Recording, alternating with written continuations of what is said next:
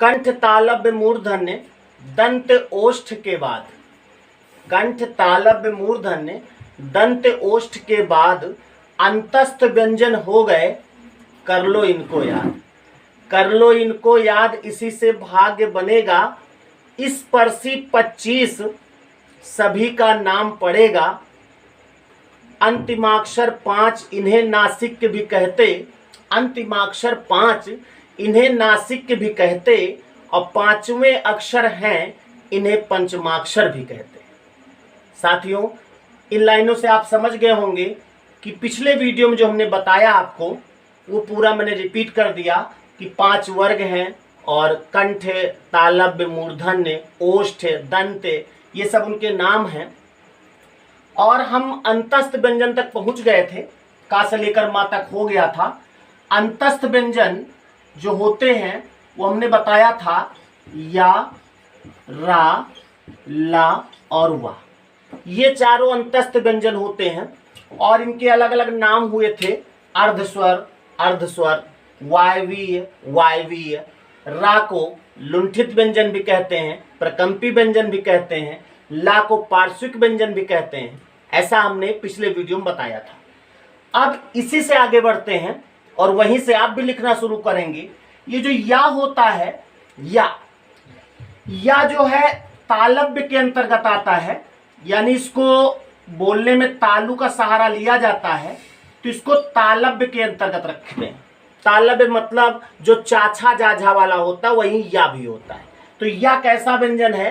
तालव्य व्यंजन है। और जो रा है ये मूर्धन्य व्यंजन होता है। मूर्धा भाग जहां से टा ठा डा बोलते हुए रा होता है, भले प्रकंपी होता है, कंपन करता है, लेकिन मूर्धा का सहारा लेता है, तो इसे मूर्धन्य कहते हैं। और जो ला होता है ये दंत कहलाता है, दंत ताथा दाधा वाली लाइन का। और वा जो है आप जानते हो ओष्ठ कहलाता है।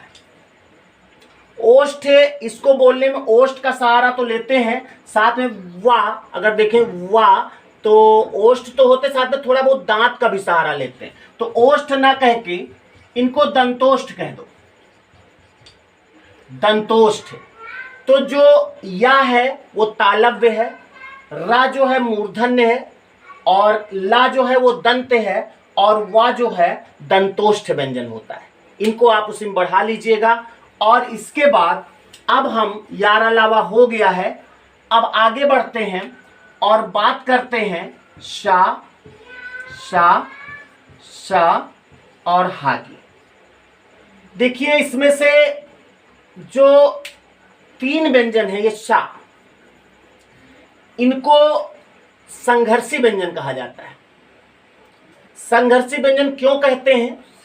क्योंकि इनके उच्चारण में कोई भी व्यंजन इसके पहले जो आपने पढ़ा है का से लेकर वा तक, उनमें जीभ जहां लगती है वहां से जब हट जाती है पूरी तरह, तब आप व्यंजन का उच्चारण कर पाते हैं। जैसे का बोले तो आपका जीभ लगी है, वहां जब हट गई तो का बोल लिए। लेकिन सा के उच्चारण में क्या होता है, जीभ जो है जहां पे स्पर्श करती वहां से हटती नहीं है, वहीं लगी रहती है। यानी जैसे उच्चारण, ये उच्चारण स्थान है, जीभ ऐसे लगी है तो टच नहीं करती, बल्कि उसके पास जाती है और पास जाके एक लेयर बनाती है और वायु को बीच से निकालती है। तो इसीलिए इनके उच्चारण में वायु को निकलने में संघर्ष करना पड़ता। देखो ये जो शी की आवाज आ रही है ये वही है। तो सा, सा, सा तीनों के उच्चारण में मुख से निकलने वाली वायु को संघर्ष करना पड़ता है। क्या करना पड़ता है? संघर्ष करना पड़ता है। इसीलिए इन चारों व्यंजनों को, और हा में भी यही होता है, संघर्षी व्यंजन कहते हैं। तो संघर्षी व्यंजन कौन कौन से मिले? शा, सा, सा और हा। साथ में इनके लगातार उच्चारण से अगर ज्यादा सा सा सा सा आप बोलोगे तो मुख में ऊष्मा का एहसास होता है, गर्मी का एहसास होता है। इसीलिए इन्हें ऊष्मीय व्यंजन भी कहा जाता है। ध्यान दीजिएगा, एक कमेंट आया था हमारे पास कि ऊष्म व्यंजन भी कहते हैं, हमने कहा था रुके रहो भी आगे बताएंगे, तो आज वो समय आ गया है। तो ये ऊष्मीय व्यंजन भी होते हैं। लगातार आप सा सा सा सा बोलो, देखो मुख में ऊष्मा का एहसास होगा, और ये आप करके देख सकते हो। तो संस्कृत भाषा में इन्हें ऊष्मीय व्यंजन भी कहा गया है। तो इनके संघर्षी हो गए और ऊष्मीय हो गए। उसके बाद फिर ये जो सा है, इसको, ये कौन सा सा है? लोग कहते शरीफा वाला है, लोग कहते ये शाहरुख वाला है, लोग पता नहीं कौन सब्जी वाला, पता नहीं कौन कौन वाला कहते हैं। लेकिन इस वाले से काम नहीं चलेगा। प्रतियोगी परीक्षा में आप हैं तो अब इसको बताना पड़ेगा कौन सा सा है। वहां शाहरुख खान वाला थोड़े बता सकते हैं आप कि शाहरुख वाला है, मनीषा वाला, ये सब कुछ नहीं।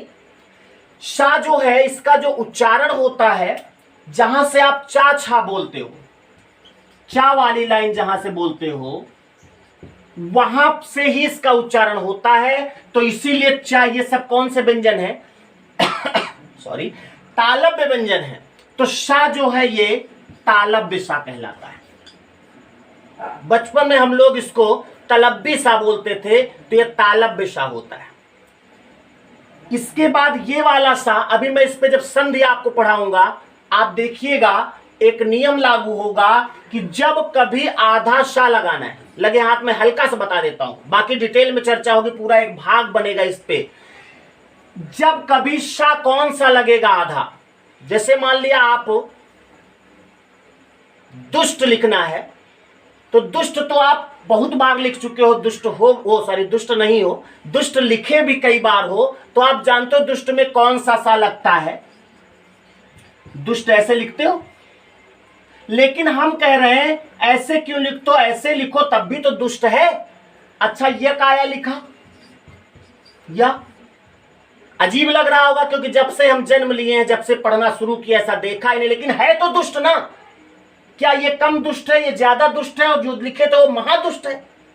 ऐसा नहीं है। एक नियम है कि जहां पर आधा सा लगाना है, तो आपको ये देखना उसके बाद वाला कौन सा अक्षर है। अगर जहां पे आधा सा लगाना है, उसके बाद अगर ये चा छा जा में से कोई होगा, तो सदैव ये सा लगता है आधा। जैसे निश्चय, विश्चूला, निश्चल, यही तो लगेगा। और ये सा जो है मूर्धन्य होता है, ये सदैव मूर्धन्य के पहले लगता है। टा ठा डा ढा के पहले सदैव ये सा लगता। जैसे दुष्ट आपने देखा तो टा था ना, तो टा के पहले ये सा लगा। अब इसको आप समझ गए। ये ता था दा जो लाइन होती है, यानी दंते, तो ये सा जो है दंते व्यंजन कहलाता है। और सदैव जहां पे आधा सा होगा, इन सब के पहले यही सा लगता है। जैसे स्थान, और जैसे लिखा है, आपको लिखना है दुस्तर। अब दुस्तर लिखना, ये ऐसे लिखते हैं आप, दुहदंतर। अभी विसर्ग सन्निवेश की बात होगी, तो ता के पहले सदैव ये सा लगेगा। और अब अगर आप लगाओ ये वाला सा लगा दो तो गलत होगा कि नहीं?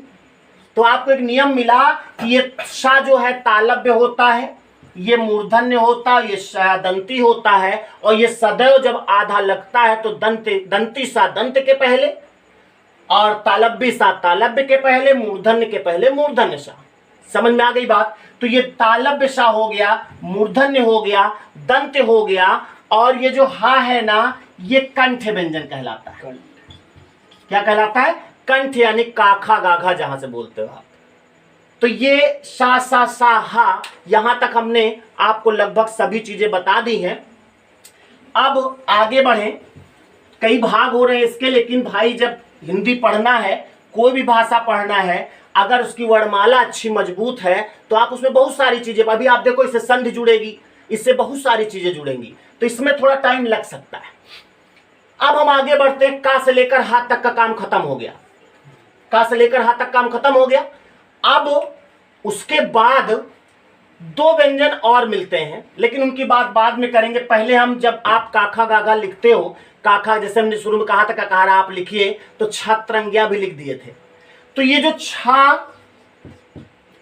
त्रा ज्ञा, ये होते हैं, और एक इनको कहते हैं संयुक्त व्यंजन। क्या कहते हैं? क्यों कहते हैं? हम देखो कोई चीज आपको केवल ये नहीं बता देते, हम चाहते तो छा जो है संयुक्त व्यंजन होता है, इसको लिख लो, याद कर लो, तो किताब में भी लिखा है। तो किताब से और अभी हमसे अंतर क्या रह जाएगा? किताब जो होती है वो हम लोग बनाते हैं, हम लोग किताब से कोई चीज नहीं बनाते। और जो किताब से कोई चीज बताता है आपको, तो फिर वो अभी आपका साथी है, उससे हाथ मिलाओ, कह दो और यार का हाल चाल है। वो मास्टर कहाँ है फिर? भाई किताब मास्टर लोग छापते हैं, ना कि किताब मास्टर बनाती है। नहीं, मेरा ऐसा विचार है कि किताब से अगर कोई चीज हो रही है तो वो गलत है। लेकिन हम आपको देखो दिखाते हैं आपको, और ये जो बताने जा रहे हैं ना, अगर किसी बुक में छपी मिल जाए तो आप हमको कमेंट्स करिएगा, और उसी वक्त मेरा जो चैनल है इसको आप अनसब्सक्राइब कर दीजिएगा। जैसे क्या बताना चाह रहे हैं, ध्यान दो। ये आपने देखा होगा, क्या है ये? सभी लोग जानते हैं स्रा है, स्रा है ना। स्रा जो है ये आपको कहीं व्यंजनों में नहीं मिलेगा।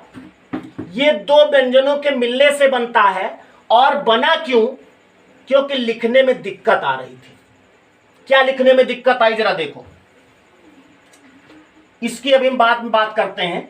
ये एक शा है, जरा इसको हम मिटाते हैं, बड़ी स्क्रीन पे दिखाते हैं, आपको मजा आएगा।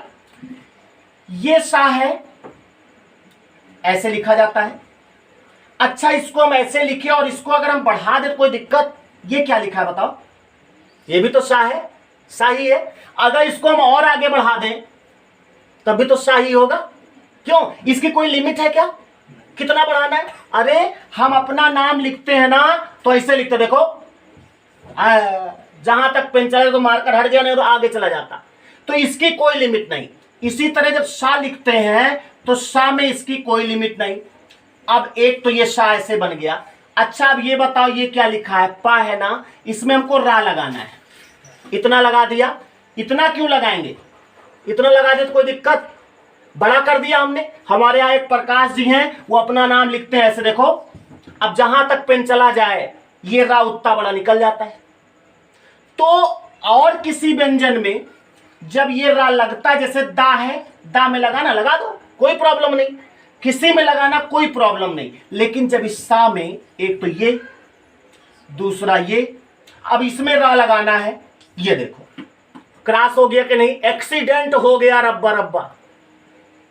तो पहले अगर हम इसको इतना ही बनाते, इतना ऐसे, नो प्रॉब्लम। लेकिन जो विद्वान लोग हैं वो जानते थे ना कि आने वाली पीढ़ी हम लोगों की होगी और हम लोग बहुत झटका मारेंगे। तो उन्होंने कहा ये झटका जब मारेंगे ऐसे होगा तो एक्सीडेंट होगा, तो इन्होंने पहले ही कर दिया, ऐसा करो इतना मटेरियल इसका कम कर दो। ये इतना कम कर दिया, और जो मटेरियल कम किया गया उसको यहां जोड़ दिया गया। आप अगर देखें तो कुछ बन गया है। यही तो स्रा है, ये सा और ये रा। तो स्रा किससे किससे बना? सा और रा से। यानी एक ये शा और ये रा, दो व्यंजनों से मिलकर स्रा बनता है, इसीलिए इसको संयुक्त व्यंजन कहते हैं। इसी तरह जितने भी संयुक्त व्यंजन हैं, अगर सबका हम जन्म दिखाएंगे आपको तो शायद 1 घंटा लगेगा, और आपके कंपटीशन में तो आएगा नहीं। कंपटीशन में तो केवल इतना आएगा, ये जो छा है ये कैसा व्यंजन है? संयुक्त व्यंजन है। और इसमें क्या क्या मिक्स होता है? तो पहली चीज क्या मिक्स होता है, ये आप ऐसे समझ जाओगे, ये छा नहीं है, ये क्षा है, क्षा। जैसे कक्षा, कक्षा तो कुछ गड़बड़ चीज होती है। कक्षा शुद्ध है, कक्षा। कक्षा मतलब शुद्ध, कक्षा ऐसे होता, देखो का, फिर का, ये। इसको जरा आप पढ़ो, देखो शुद्ध पढ़ोगे, क्या लिखा है? कक्षा। और यही पढ़ोगे तो ये छा शुद्ध निकलता है। अगर कहीं आप कह दिए कक्षा, तो कक्षा थोड़े होता सही। तो इसमें आप देख रहे हैं का और सा मिला होता है, यानी छा छत्री, जो आप जिसको बोलते हो, छत्री नहीं है, क्षत्री है, क्षत्री। मंजन बढ़िया वाला करो तो बोल लोगे, ऐसे नहीं बोल पाओगे। तो ये मिला होता है का और सा से। तो अगर देखा जाए पहला वाला जो होता है वो हलंत लगता है, वो आधा होता है, हलंत लगता है। हलंत से मतलब ये नहीं होता कि वो अक्षर को आधा कर देता है, बल्कि हलंत का मतलब होता है हल अंत, यानी जो व्यंजनों के अंत में लगे वो हलंत होता है। और इस पे हलंत पे एक वीडियो बनेगा पूरा, बात की बात। तो क्षा जो होता है आधा का और शा से मिलता है। ये याद रखिएगा कि इसमें क्या क्या मिला होता है। तो ये वाला का और मूर्धन्य शा।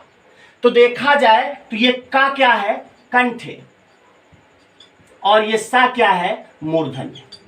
तो देखा जाए तो कंठ और मूर्धन्य के योग से क्षा बनता है। उसी तरह त्रा ऐसे बनता है, यहां भी वही नीति है, ता, और ये एक्सीडेंट हो गया तो यहां पे खत्म किया, बाकी बहुत नौटंकी है, उस पर आपको नहीं जाना है। ये बनता है आधा ता और रा से। ता देखा जाए तो जो आधा ता और रा है वो तादंती है, रा आपको मालूम प्रकंपी भी है, और अभी हमने बताया था कि रा जो होता मूर्धन्य भी होता है। तो ये दंत और मूर्धन्य से मिलकर बनता है। उसके बाद ज्ञा जो बनता है, ज्ञा को हम लोग बोलते जरूर हैं, ज्ञा गलत बोलते हैं। ये ज्ञा नहीं है, ये ज्या है। क्या है, ज्या, यानी इसमें जा होता है और इया होता है। अगर जा और इया बोलो तो शुद्ध बोल लोगे ज्या। विज्ञान कोई चीज नहीं होती, विज्ञान होती है। हमारे ज्ञान में ये बात है, जिया बोला जाता है, लेकिन हम लोग आज बोलते इसको ज्ञा है, प्रचलन में चला आ रहा है, तो ये हम ज्ञा ही बोलेंगे, लेकिन ज्या है। ये बोलने के तो लोग कुछ भी बोलते हैं भैया, बहुत लोग तेल पिरावे जाते हैं, लेकिन अब बोल देते, लेकिन अगर देखा जाए तो बोरी में सरसों लिए रहते हो, कहते तेल पिराने जा रहे हैं। तो बोलने कुछ भी बोले, आपके कंपटीशन में जब आप आए हैं तो इसको जानना जरूरी है। छा जो है का और सा से मिलकर बनता है, त्रा जो है ता और रा से बनता है, और ज्ञा जो है ज्या, जा और या से, और श्रा तो अब बताने की जरूरत नहीं, शा और रा से। ये अगर आप समझ गए ना, तो अभी आप श्रृंगार जब लिखोगे, ध्यान दो, श्रृंगार इतना समझ में आ गया ना। हम इसी श्रा की बात कर लें। श्रा जो होता है भाई, ये श्रा है ना, तो इसमें ये सा है, ये रा है। अब इसी में अगर री भी लगा दोगे तो पढ़ कैसे पाओगे। जैसे आप ये लिखते हो, ये तो सही है प्री, अगर यहू लगा हो और यहू लगा हो तो पर कैसे पढ़ोगे इसको। तो जो लोग ऐसे श्रृंगार लिख देते हैं ऐसे, ये एकदम 100% गलत है भाई। या तो री लगाओ या तो रा लगाओ। अगर रा केवल लगाओ तो श्रृंगार होगा, और इसको हटा दो, री लगा दो तो श्रृंगार होगा। तो शुद्ध श्रृंगार होता, श्रृंगार नहीं होता। समझ रहे ना। तो इस तरह अगर आपको टेक्निकल चीजें मालूम है तो वर्तनी स्पेलिंग जो इसमें एक चैप्टर है, उसकी भी औकात नहीं कि आपसे गलत कर ले जाए। खाली ये ध्यान दो ये बना कैसे, समझ में आ गई बात। तो इस तरह से ये संयुक्त व्यंजन भी हो गए, और अब हम का से लेकर छत्रंगिया तक काम खत्म कर चुके। अब आपको हिंदी में 2 व्यंजन आपने और देखे होंगे जिनकी गिनती नहीं होती, लेकिन तुम सोचो हिंदी में इनका बहुत बड़ा योगदान है। ये क्या है, डा नहीं है, ये है रा। क्या है, रा। और ये क्या है, ढ़ा। ये रा है, ये ढ़ा है, बोल नहीं पा रहे हो, रा ढ़ा। डा डलिया जानते हो आप, या डा डमरू जानते हो। डलिया हम लोग के जमाने में हुआ करती है, अब डा डमरू हो गया। और ये है ढा से ढक्कन या ढोलक, जो भी आप समझो। इसी डा और ढा में नीचे एक बिंदु रख दिया गया तो ये डा और ढा हो गया। और ये बिंदु जो नीचे रखा है, हिंदी में केवल 2 ही बिंदी होती, एक सामने लगाई जाती है, एक ऊपर लगाई जाती है। नीचे लगाने वाली कोई बिंदी नहीं होती हिंदी में। तो ये कहां से लग गई, ये जो है, जो डा डलिया सही है, और ये जो है रा है, ये नीचे जो आपने लगाया है, ये जो है उर्दू का नुक्ता है। उर्दू का नुक्ता, उर्दू में एक नुक्ता होता है, जैसे अंग्रेजी में AEIOU होते हैं, हिंदी में आ आई स्वर होते हैं, उसी तरह उर्दू भाषा में एक नुक्ता होता है। नुक्ता, एक कहावत है, नुक्ता के हेर फेर से खुदा जुदा हो जाता है। यानी अगर खुदा लिखना है उर्दू में, उर्दू आप जानते हो ऐसे कुछ लिखा जाता है, अगर नीचे लगा दिया तो खुदा, और ऊपर लगा दिया तो जुदा, या ऊपर लगा दिया तो खुदा, नीचे लगा दिया तो जुदा। जो लोग हिंदी उर्दू जानते होंगे समझते होंगे, हमसे मतलब नहीं, हम केवल इतना समझ रहे हैं कि ये जो है उर्दू का लफ्ज है और डाडलिया जो है हिंदी का है। डाडलिया किसका है? हिंदी का है, या कह लें संस्कृत का है, और ये जो नुक्ता है ये उर्दू का है। देखा जाए तो डाडलिया हमको संस्कृत से मिला और नुक्ता जो है उर्दू से मिला, और दोनों को मिला के हमने क्या बना लिया? ड़ा। और हिंदी में इसका बहुत बड़ा योगदान है, बनाया गया है ड़ा। अगर ड़ा ना होता तो सड़क कैसे लिखते, पेड़ा कैसे लिखते, पेड़ कैसे लिखते? अरे सब कुछ तो सही है, लड़का कैसे लिखते? अच्छा हाँ, लड़की भी कैसे लिखते, बिल्कुल सही, बहुत सारे शब्द मिलेंगे आपको। लेकिन जितने शब्द हम बोल रहे हैं, सड़क, लड़का, पेड़, पेड़ा, लड़की, बहुत सारी चीजें, क्या किसी शब्द में ये प्रारंभ में है? शुरुआत में? शुरुआत में नहीं। तो यहीं से आप समझ लो, इनको मैंने बनाया जरूर सुविधा के लिए, लेकिन हिंदी में आज भी इन दोनों अक्षरों से किसी भी शब्द का प्रारंभ नहीं होता। एक बार सवाल पूछा गया था, कौन से ऐसे व्यंजन हैं जिससे किसी शब्द का प्रारंभ नहीं होता? तो वो ड़ा और ढा है। एक लाइन मिल गई। दूसरी हम बात करें तो संस्कृत और उर्दू से मिला है, तो इसमें दो भाषाओं के गुण हैं। कितनी भाषाओं के? दो भाषाओं के गुण हैं, तो इन दोनों को द्विगुण व्यंजन कहा जाता है। देखो, अब अभी जो किताब की बात हुई ना, किताब में आपको केवल ये मिलेगा कि ड़ा और ढा द्विगुण व्यंजन होते हैं, जाओ याद करो जयराम जी की। लेकिन मैंने आपको बताया द्विगुण क्यों होते हैं। दो दो भाषाओं के गुण मिले होते हैं, इसीलिए इनको द्विगुण व्यंजन कहते हैं। एक नाम मिल गया, ड़ा और ढा को क्या कहते हैं? द्विगुण। क्यों कहते हैं ये मालूम पड़ गया।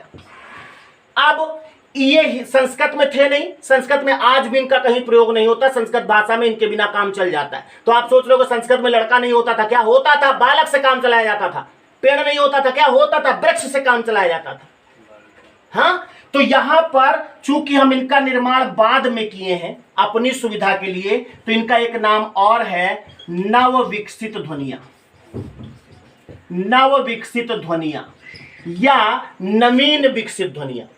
तो ये नया निर्माण किया है, तो ड़ा और हा को नव विकसित भी कहते हैं, नवीन विकसित भी कहते हैं। और इनके उच्चारण में जीभ जो होती है ना, ऊपर उठ करके त्राक से नीचे गिरती। जितना इस जो लोग बोल नहीं पा रहे हैं ना, वो खाली तक रहे, जीभ ऊपर ले गए, ऊपर रोके हैं, ऊपर जाके छुआ के खटाक से गिराओ ड़ा। देखो बोल लोगे ड़ा ड़ा बोल लोगे, तो इनके उच्चारण में जीभ ऊपर उठती है और नीचे त्राक से गिरती है, तो उत और क्षिप्त से इनका नाम बन जाता उच्छिप्त व्यंजन।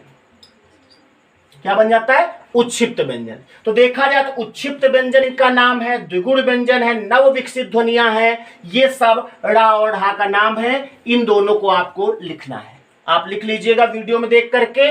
और अगर किसी भी अक्षर में, जैसे मान लिया ये लिखा है फन, फन आप जानते होंगे हिंदी में फन होता है सर्प वाला।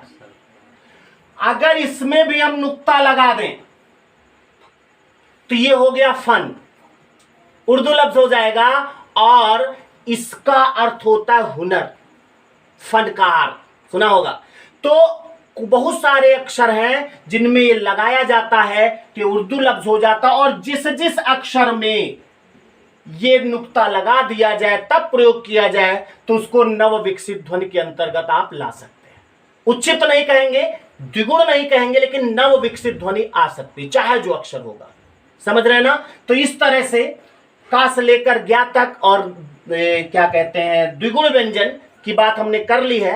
अब बाकी इतना हजम करो, पहले नोट्स आपका बनना चाहिए, इतना आप पहले आज एक्सेप्ट करो, फिर अगले वीडियो में हम इसका हो सकता है व्यंजन को समाप्त कर देंगे। ठीक है? जय हिंद।